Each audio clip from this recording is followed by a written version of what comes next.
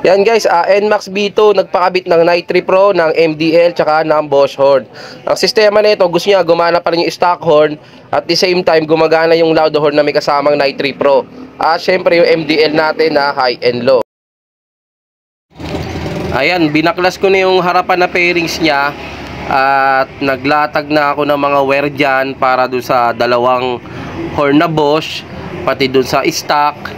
Tsaka syempre ilalagay natin dyan sa harapan yung pinaka balas ng mini driving light.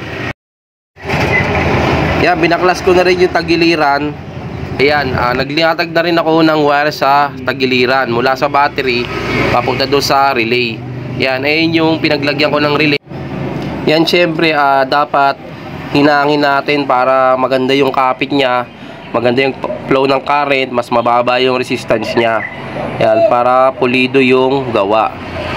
Yan, kasi kailangan pag nag-wiring ka, maganda yung connection ng wiring mo, maganda yung flow ng current para maganda yung output ng busina o ilaw pa man na yung ilalagay. Yan, konting kalikot lang, tape na natin. Ayan, testing na natin. Low. Ay. Yan, stock horn. Sige. Yan, loud horn. Isa pa. Yun, tapos yung rapid horn naman. Yan, sige. Yan. Okay na. Pangatlo.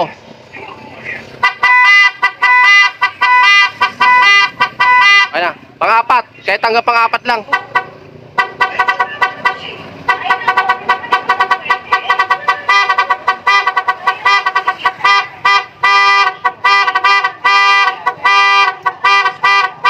Okay na.